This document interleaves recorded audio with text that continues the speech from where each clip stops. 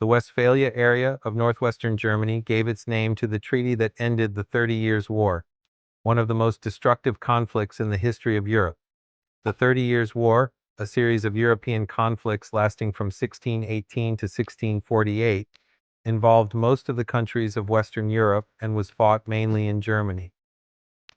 At first, the struggle was primarily based on the profound religious antagonism caused among Germans by the events of the Protestant Reformation.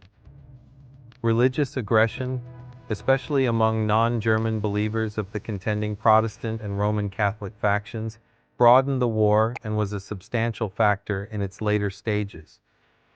As the struggle gained momentum, however, its direction and character were decisively influenced by various other issues, including the dynastic rivalries of ambitious German princes and the determination of certain European powers, notably Sweden and France, to curb the power of the Holy Roman Empire, then the chief political instrument of Austria and the ruling Habsburg family. The religious hatreds that flared into the 30 Years' War had smoldered for more than half a century before 1618.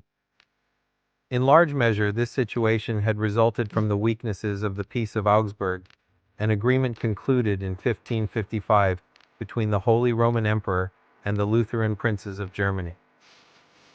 The peace conference to end the war opened in Munster and Osnabrück in December 1644.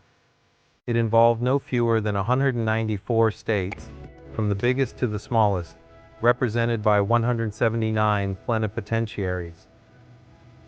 There were thousands of ancillary diplomats and support staff who had to be given housing, fed, and watered, and they did themselves well for close to 4 years, despite famine in the country around. Presiding over the conference were the papal nuncio, Fabio Chigi, the future Pope Alexander VII, and the Venetian ambassador. The first 6 months were spent arguing about who was to sit where and who was to go into a room ahead of whom. The principal French and Spanish envoys never managed to meet at all, because the correct protocol could not be agreed. A special postal system handled reams of letters between the envoys and their principals, at a time when it took 10 days or more to send a communication from Munster to Paris or Vienna, and 20 days or more to Stockholm or Madrid. Slowly, deals were hammered out. Even then, it took almost 3 weeks just to organize the signing ceremony, which commenced at 2 o'clock in the afternoon of Saturday, October 24, 1648. The Treaty of Westphalia, a collective name given to the two treaties concluded on the 24th of October 1648 by the Empire with France at Münster and with Sweden and the Protestant estates of the Empire at Osnabrück, brought the 30 Years' War to an end. The peace treaty signed at Münster and Osnabrück marked the end of the supremacy of the Holy Roman Empire and the emergence of France as a dominant power. By the articles of this treaty, France was confirmed in its possession of Metz, Toul, and Verdun, and also obtained the sovereignty of Alsace. Sweden was given West Pomerania, Bremen, and Verden, and Bavaria, Brandenburg, and Saxony also received accessions of territory.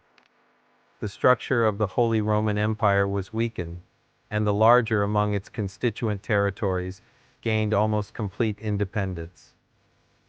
The independence of Switzerland and the United Provinces of Dutch Netherlands was recognized. Religious toleration was granted to Calvinists as well as Lutherans in Germany, but the principle was not established in Habsburg territories. The treaty marks both the failure of the Austro-Spanish attempt to restore Roman Catholicism in Central Europe and the beginning of French hegemony in Europe. This treaty ended the bloody and destructive 30 Years' War among most of the nations of Europe and signifies the de facto end of the Holy Roman Empire and the rise of the modern global system. The treaty provided for the creation of autonomous nation-states organized anarchically, that is, with no implied legal hierarchy. The Peace of Westphalia, when all the war parties came together, was the first time that a European community of sovereign states was established, and it was only possible because all of its members recognized each other as having equal legal standing and guaranteed each other their independence. They had to recognize their international legal treaties as binding if they wanted to be an international community of law. The peace treaty defined the principles of sovereignty and equality in numerous subcontracts, and in this way became the constitution of the new system of states. It included mutual defense and support agreements.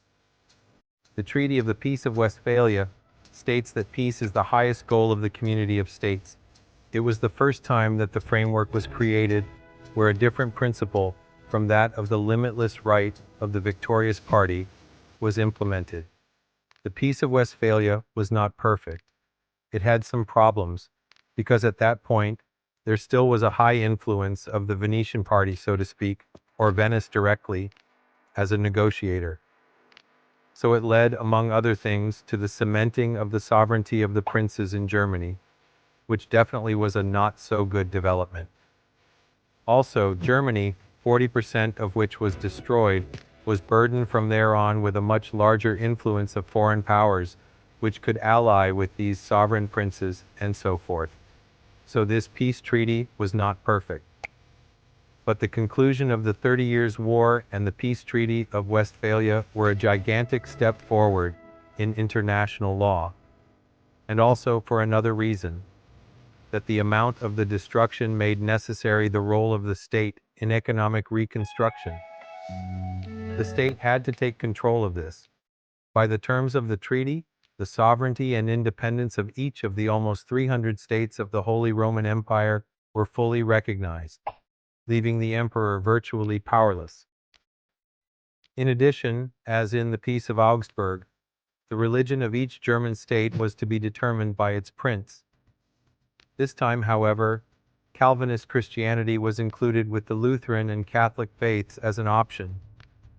The religious status quo of 1624 was accepted, meaning that the Habsburg lands, the South and the West, remained predominantly Catholic, while Protestants were permitted to retain previously acquired lands.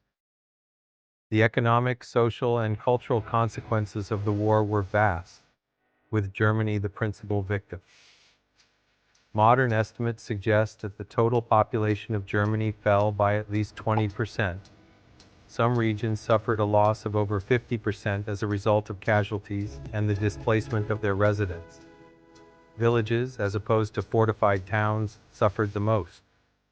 Except in port cities such as Hamburg and Bremen, economic activity went into decline all across Germany. Uncertainty, fear, disruption, and brutality marked everyday life and remained a memory in German consciousness for centuries. The war had several great effects on Germany. Politically, the Holy Roman Empire continued in name, but it had lost all claims to effective governing power. Economically and socially, Germany lost about 1/3 of its people to war, famine, and immigration, as well as much of its livestock, capital, and trade. Many towns, especially in the north, were destroyed or bankrupt, and manufacturing and middle-class investments were extremely low. Bands of refugees and mercenaries roamed the countryside, seizing what they could. In the midst of poverty and social unrest, many states became even more authoritarian, further weakening what little popular political autonomy remained. Some important characteristics of the Westphalia Treaty include that it was able to end the 30 Years' Holy War of Europe. The concept of sovereignty was conceptualized in practice, and by this treaty, the international conference system emerged for the peaceful settlement of conflicts. After this treaty, the balance of power theory was established as a main characteristic of diplomacy, which became the main source of power struggle for the future. This treaty established the declaratory theory of recognition by giving recognition to over 300 small states of Europe. The treaty makes the difference between the religious and political matters of states. The foreign offices were established after this treaty to promote the discussion and conference system for peaceful settlement of conflicts between states rather than war. After the treaty, diplomatic relations were established within the countries of Europe.